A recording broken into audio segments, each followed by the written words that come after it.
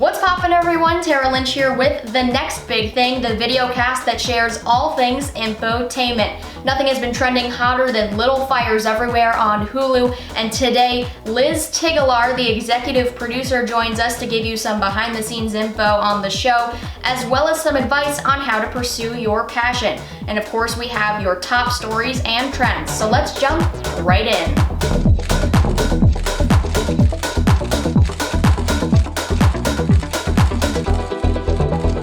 One thing that's been on my mind is the impact of COVID-19 on colleges across the country. Right now, semesters are winding down and colleges are wrapping up their online coursework for the spring, but could the fall bring more online learning? I've talked to some of my peers, and the transition for them to online learning has been difficult, and it presents a new set of challenges like lack of resources and access to professors. Now, as the colleges prepare to make this decision over the summer, some students have said they'd rather take a leave of absence in the fall if online learning remains and come back in spring 2021. It is a difficult decision, and we'll continue to bring the latest updates on what colleges and universities are doing in this country. Switching gears to our trends on screen, unless you've been living under a rock lately, you've definitely heard of the hit show Little Fires Everywhere. The show centers around Shaker Heights, Ohio, and the families that live there. The star-studded cast includes Reese Witherspoon and Kerry Washington, and the unbelievable production crew features our very special guest today. Before we meet our guest, let's take a look at the trailer for Little Fires Everywhere. I have always had the best intentions. Someone burned down your house with you inside. Elena, do you know anyone that would do this? I'm so excited to welcome in the executive producer, showrunner, and of course, fellow Ithaca College bomber, Liz Tigelaar. Liz, thank you so much for coming on the show today. Thank you for having me. I'm so excited. So let's just jump right in. You are an inspiration to so many people like myself, young media professionals who are just starting their journey. Let's talk about how you started your journey. So you started on Dawson's Creek and post-production. You wanted to get into the writer's room. So how did you get there, and how did Ithaca College get you there? Well, so Ithaca, I had done the LA program through Ithaca when I was a junior. And when I knew I wanted to move back out to LA, I decided to do the program like right after graduation in the summer as an RA, basically, so I could have, my housing paid for, but I could be getting technically college credit, so then I could actually get an internship, because you can kind of only get an internship if you're doing it for college credit. So it was kind of like a little loophole that I figured out, or someone probably told me to do it. I'm sure I didn't figure it out myself. But and I came out here, and at the time, Dawson's was like one of the only places who needed interns, and I didn't really watch a show. It had just premiered, and one of my teammates from the crew team watched it, and so I was kind of laughing about it. But then I got all the tapes, back when it was tapes, and watched it in my apartment, in my Ithaca, like a weird Murphy bed apartment, and I just fell in love with the show, and it ended up being such a great first environment to get a job. So I was an intern, and then a post-PA position became available, and I did that for a year, a season, and then made it known that I wanted to be a writer, and eventually got down into the writer's office. So, as an assistant too. So it was an amazing first job. And a lot of those people that I worked with are still like my closest friends in LA today. And it was actually an Ithaca student, alum, who got me the internship, Ilka Rivard. She was how I got the internship in the first place. So it was all very much due to Ithaca. And that's one thing, I guess, that I didn't really realize, like how important alumni connections are. Because you hear it when you're in college, but you don't really think about it, because you just think of them as these like old people who are out of college. But no, it's really helpful. I can truly attest to it. That's how we got connected. So the Ithaca College alumni base is awesome. They're always so great to work with. Switching gears now to talk a little bit more about the show. Little Fires Everywhere originally was a best-selling novel, now turned show on Hulu. So there's a couple notable creative changes from the book to the show. How did you go about making those changes? Well, whenever you're adapting something and making it into, it's going from book to screen, there are just natural things I think that you have to do to kind of make it driving and compelling and momentum and break it down into episodes. But, one of the biggest changes from the book is that her race wasn't indicated in the book. And I think Celeste wrote her as kind of a working class white woman, Celeste Ng, the author. And Kerry Washington, when I came on, Kerry Washington was already signed up to play Mia. And so we knew Mia was Black. And that really gave an opportunity to really deepen these stories of race and class that were already so resonant in the book, but to really bring them to the forefront. So I think that was one of the biggest changes. And while it didn't necessarily change the plot, it changed how things happened within the scenes, because it had to be really truthful based on this version of Mia's experience as a Black woman, a Black artist, a Black single mom in this predominantly white community that of course touted itself as being very kind of equitable and equal and diverse.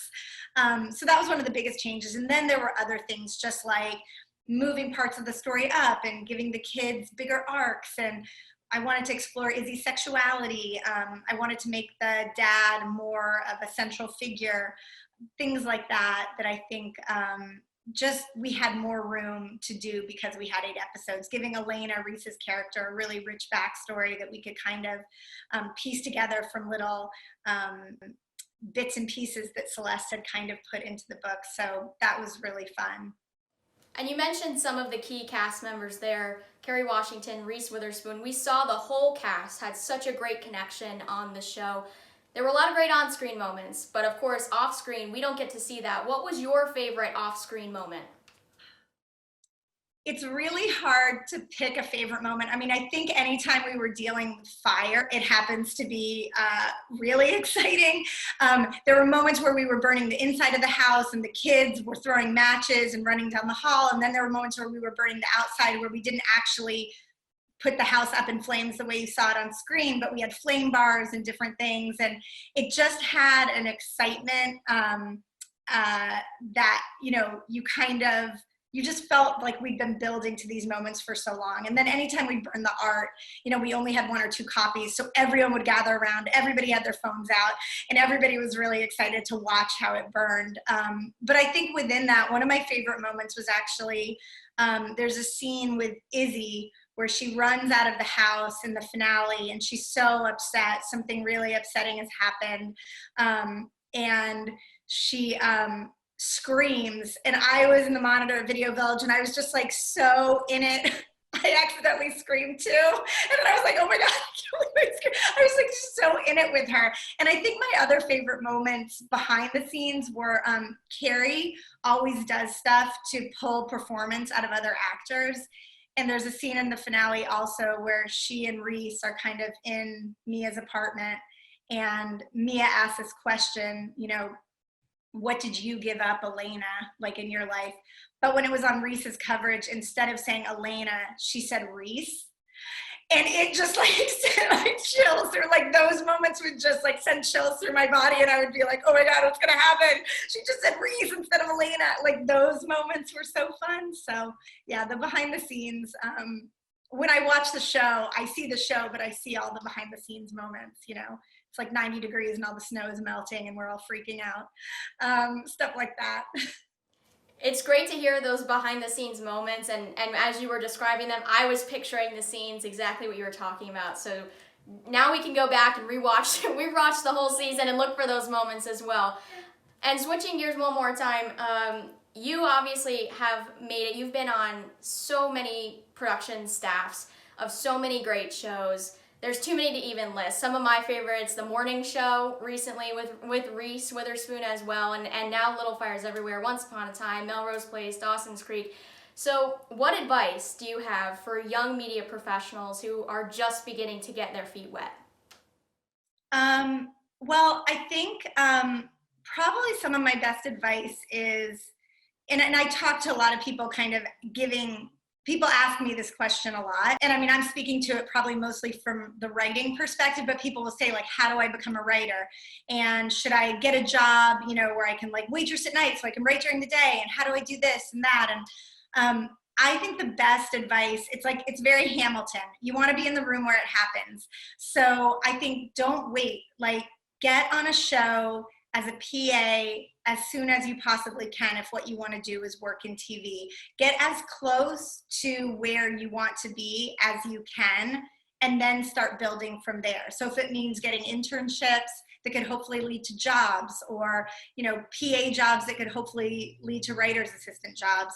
I think so much of it is talent, obviously, but hard work, and then being in the right place at the right time and having those things sync up. You have to have the skills with the luck, with the connections. And so you can't really control luck, but you can control skills, and you can control who you know.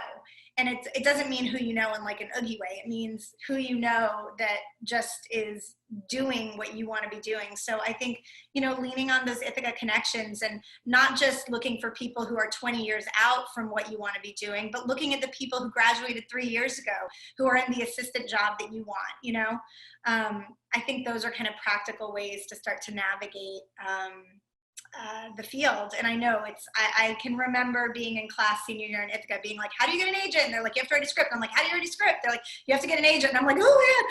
So it's confusing. It's not, it's not totally linear, but I think there are kind of ladder rungs and steps that you can take.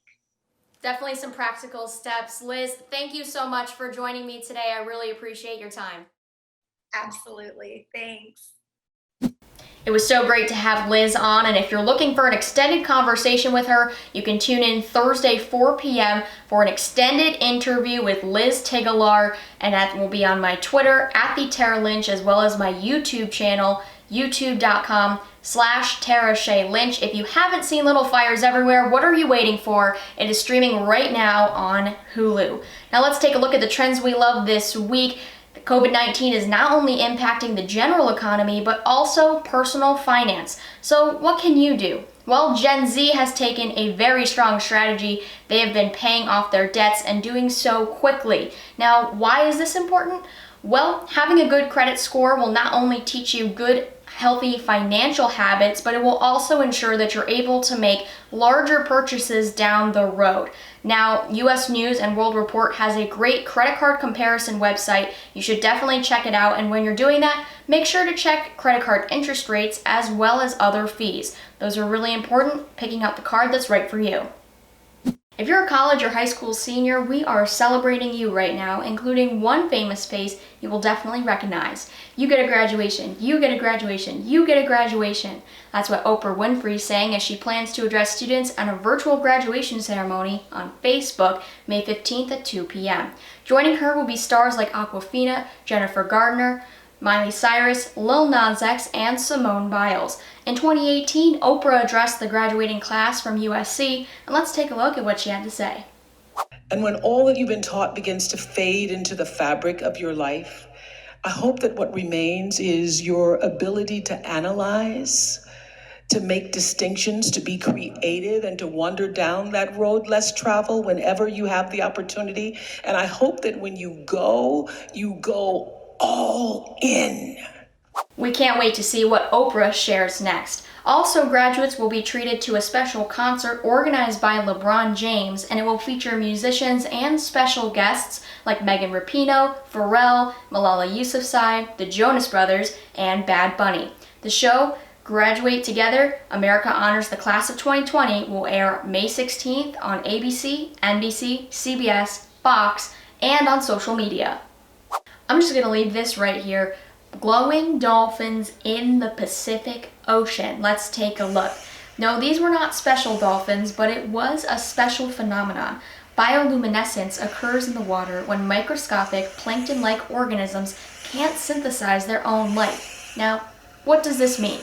Well, the plankton produce light as a chemical byproduct, and it is a defense mechanism against predators. So when the dolphins swam through, the plankton came alive, making the dolphins glow. Finally, our trend for you this week is how to be optimistic. Now, last week we discussed that it's okay not to be okay and how to cope with those emotions. Today, I wanted to focus a little bit more on positivity. Now, these times can bring scary emotions like fear, stress, anxiety, and depression.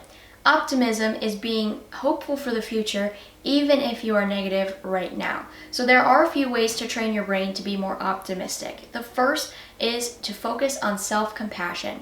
Now, when anxiety hits, it's important to take a step back and break that thought cycle by focusing on your breath. The second tip is find pleasure in the small things. So basically, stop and smell the roses. That can be anything from petting your dog to going to the grocery store and buying your favorite foods. By practicing mindfulness, we can get through this together. Okay, all you cool cats and kittens, that's all the time we have for the next big thing this week. If you have something big to share, comment below, and of course come back next Thursday for more. Remember, when you need the news that pops, I'll be here with the next big thing. Tara Lynch, out.